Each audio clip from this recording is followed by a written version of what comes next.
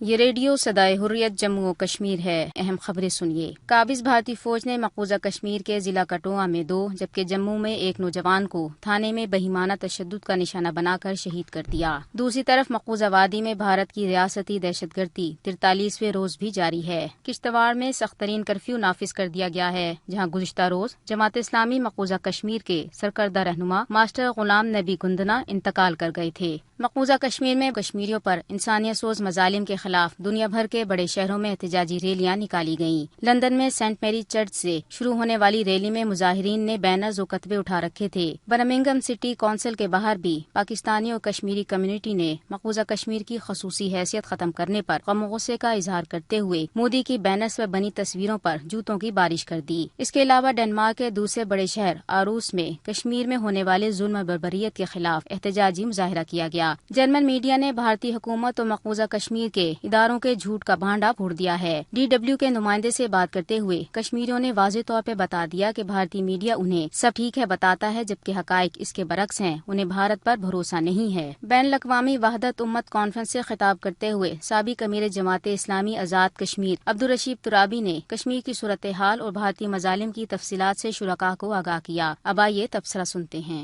مقبوضہ ریاست جموں کشمیر میں 43ویں روز بھی مکمل لاک ڈاؤن ہے اور کرفیو کے باعث لوگ گھروں میں محصور ہیں۔ اشیاء خوردونوش اور ادویات ختم ہونے سے انسانی بحران نے جنم لیا ہے۔ نہ صرف عالمی ذرائع ابلاغ بلکہ خود بھارت کے باضمیر حلقے اور انسانیت سے محبت کرنے والے لوگ بھارتی بربریت کو بے نقاب کرنے میں اپنا بھرپور کردار ادا کر رہے ہیں۔ انہی میں بھارت کی ویلفیئر پارٹی کی شیما محسن بھی شامل ہیں۔ انہوں نے مقبوضہ ریاست جموں کشمیر کے دورے کے دوران کیا دیکھا ہے، آئیے انہی سے سنتے ہیں۔ ہم نے دیکھا کہ ایک عجیب سا سناٹا چھایا ہوا ہے، لوگ وہاں بالکل خاموش ہیں، ان دکانیں بند ہیں، اسکول کالجز بند ہیں، اور جو وہاں کے ایپل اور پیرس توڑنے کا سیزن ہے اب، لیکن وہاں پہ ایپلز ایسے ہی سڑے جا رہے ہیں، لیکن لوگ توڑ نہیں رہے ہیں، ٹرانسپورٹیشن کام نہیں کر رہا ہے، لیبرز نہیں ہیں وہاں پہ، ہینڈی کرافٹس، ہاؤس بوٹ سب کچھ بند ہے۔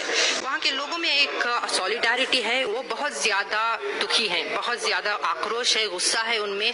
آرٹیکل 370 ابروگیٹ کیا گیا ہے، تو اس کے بارے میں ان کو بہت غصہ ہے، اور جو ڈیروگیٹری سٹیٹمنٹس دیے گئے ہیں ان کے عورتوں کے تعلق سے، ان کے زمین کے تعلق سے، اس سے بھی وہ بہت زیادہ بدظن ہیں۔ اپنے اوپر جو مشکلات تکلیف ہو رہی ہے اس کو جھیلنے کے لیے تیار ہیں، لیکن ہرگز یہ کمپرومائز نہیں کرنا چاہ رہے ہیں۔ جہاں پہ ان کے فنڈامنٹل رائٹس انہیلیٹ ہوئے ہیں، ان کے فریڈم آف ایکسپریشن اور ان کا جو right of discussion and debate اور جو ہونا چاہیے وہ اس کو متاثر ہوا ہے۔ ہم نے وہاں پہ سنا، ان کا اندازہ ہے کہ around 30,000 to 40,000 people are arrested in Kashmir and also are kept outside Kashmir.